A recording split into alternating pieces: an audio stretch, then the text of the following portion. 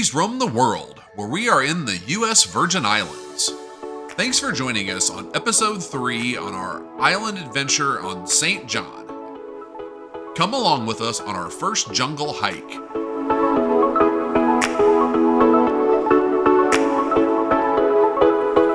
But first, we spot a cool looking lizard and I had to get a picture.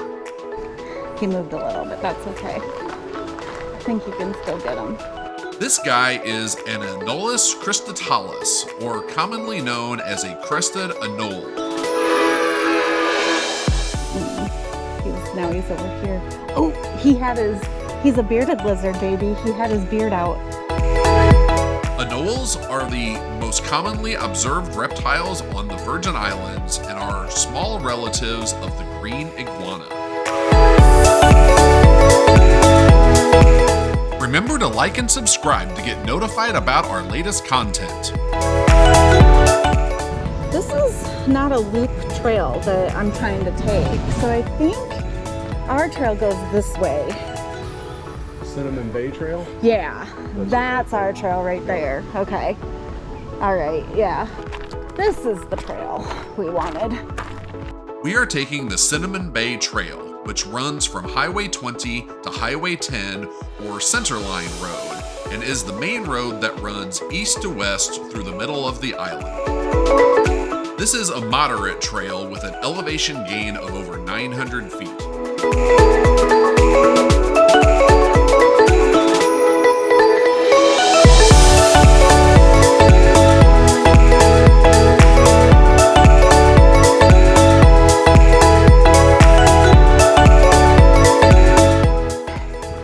We have options. We can continue the Cinnamon Bay Trail, or we can go to this American Hill Ruins. We opt to leave the Cinnamon Bay Trail and head up to the American Hill Ruins.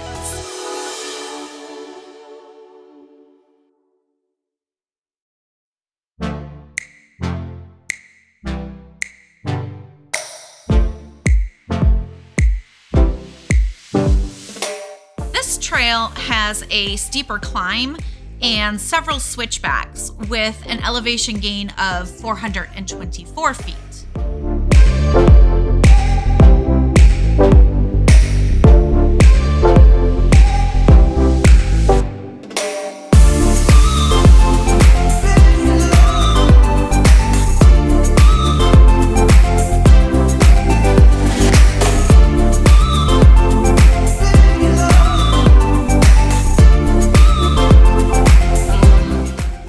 Have a couple of a little shorter switchbacks, it looks like, and then we're gonna be there. There better be a prize up here.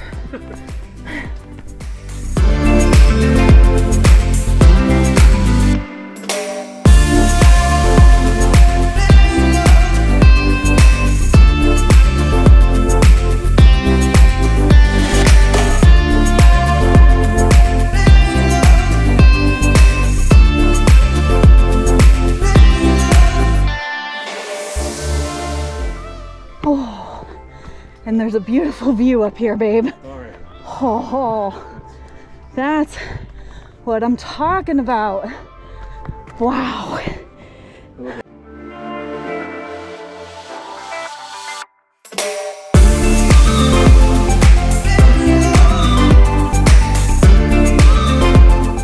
All right, so we hiked up the like halfway through the Cinnamon Bay Trail, and then we took a sharp left and we got onto the American Hill Trail, and we are now at the American Hill Ruins, which I'm not quite sure what these are, but we'll look it up later and let you know. But just check out this view.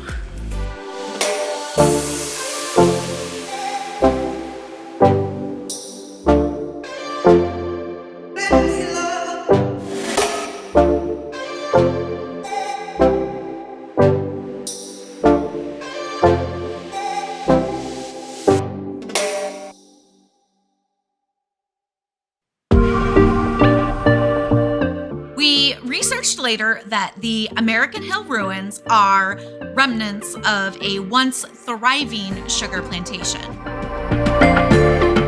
Most likely operated during the 18th and 19th centuries and relying on enslaved labor to cultivate sugarcane. These ruins stand as a testament to the island's history of sugar production and the harsh realities of slavery. The remains of the plantation are its great house, sugar factory, slave quarters, and other outbuildings.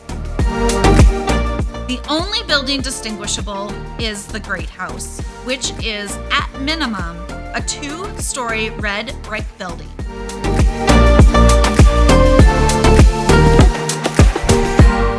Archaeologists have conducted studies and excavations at the American Hill ruins to learn more about the plantation's operations and the lives of the people who lived and worked there. These studies have provided valuable insights into the island's colonial history and the impact of sugar production on the local environment and society. The ruins are situated within this lush tropical landscape, surrounded by forests and overlooking both the Atlantic Ocean and parts of the Caribbean Sea.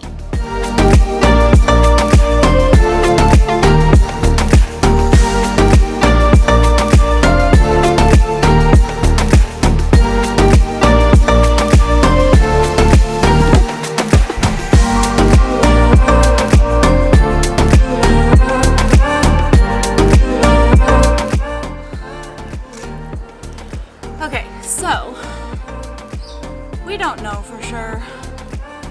We don't know. We're gonna have to look at the map, but the island up over, so you can see there's this, there's this cove here, and then obviously there's these hills, or whatever you want to call them, mountains.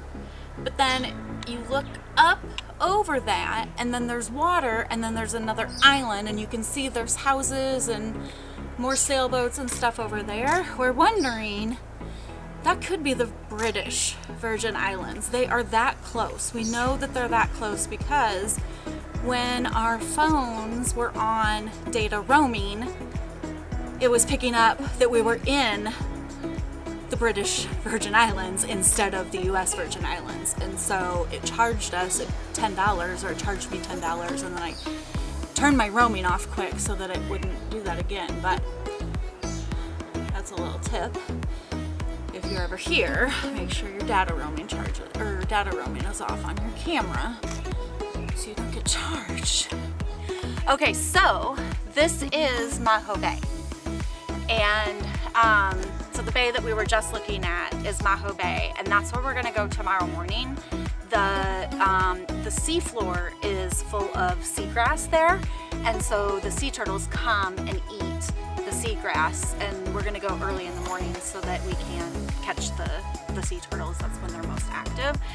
So we're definitely hoping to see sea turtles, but then also you can usually see some stingrays at this beach as well as some squid. We saw another video on Jumping Places, so thank you, Jumping Places, for your video. It helped us plan for our trip, but they showed that they were seeing squid when they were out snorkeling in Maho Bay, so really excited about that.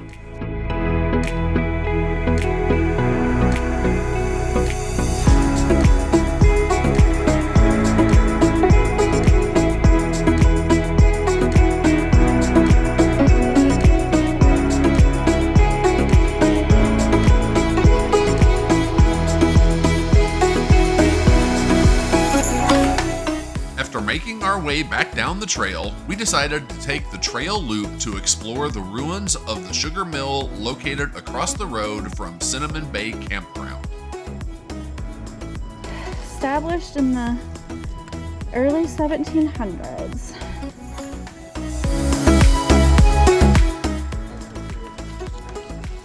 Okay, so this kind of palm, this tire palm, is the only native palm remaining in St. John.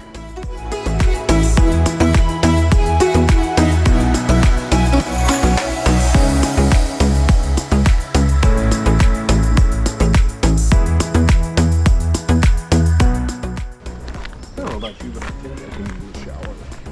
Yeah. Can I take a beer to the shower?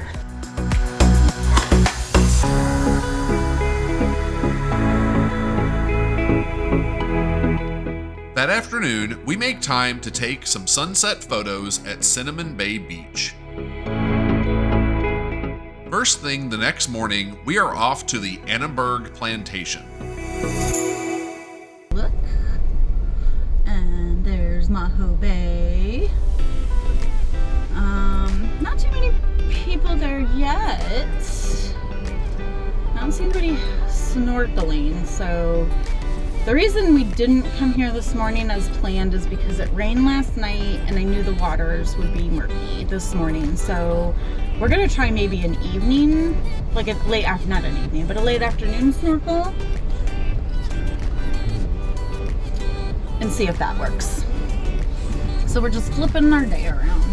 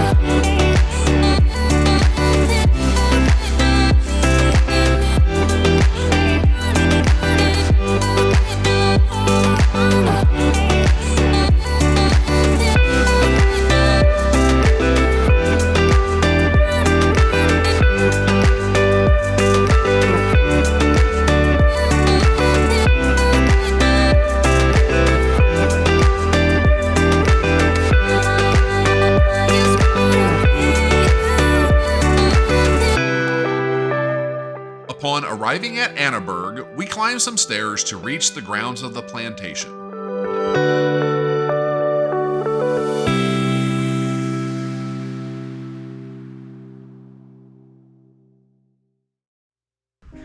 Beware of the bees at Annaberg. Annaberg is one of the most well-preserved plantations on St. John, therefore it is a very popular tourist destination. Established in the 18th century, it is one of the biggest sugar plantations on St. John, reflecting the island's economic dependence on sugar production during that time. Like many other plantations in the Caribbean, Annaberg relied heavily on enslaved labor to cultivate sugarcane and process sugar.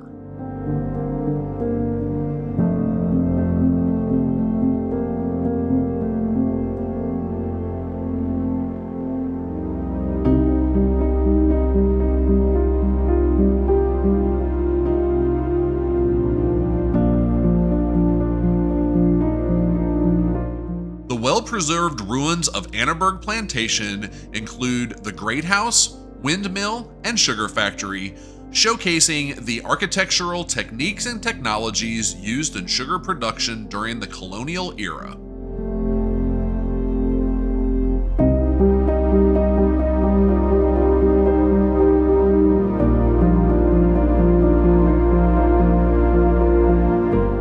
That's Great Thatch Island. This little one right out here would be Little Thatch Island. That little piece right there is Frenchman's Cay, and then all of that you see in the distance, and that is Tortola. Yeah. So that's all British Virgin Islands. That's so crazy that we're that close. So a little bit more about the history. A fight for right. While some who were enslaved escaped to the British Islands, Some demonstrated resistance in other forms. This included rebellions, acts of sabotage, and cultural preservation. The enslaved community was resilient when faced with adversity, and these acts were a demonstration and reminder of their ongoing struggle for justice and equality. And then I have no idea, but these spiders are cool. Do you see them? 1, 2, 3, there's at least 4 of them in this web. And they're like super. This is a banana spider, and while it may look intimidating, it's harmless. Also known as a golden silk orb weaver, these spiders spin circular webs that are often large and intricate. These webs are designed to catch flying insects with its radial pattern and sticky spirals on the silk threads that trap prey.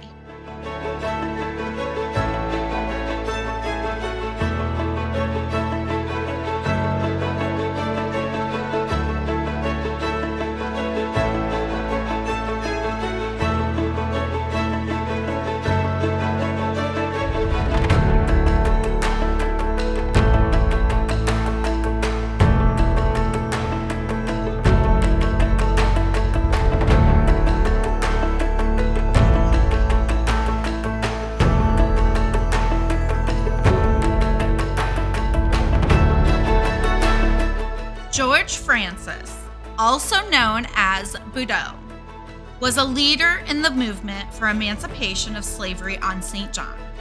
In 1848, George played a significant role in organizing a rebellion known as the Fire Burn, which was a coordinated effort to demand freedom and better living conditions for enslaved people. The most prominent feature of Annaberg Plantation is the windmill, as the great house was undergoing a restoration project and we could not gain access to it.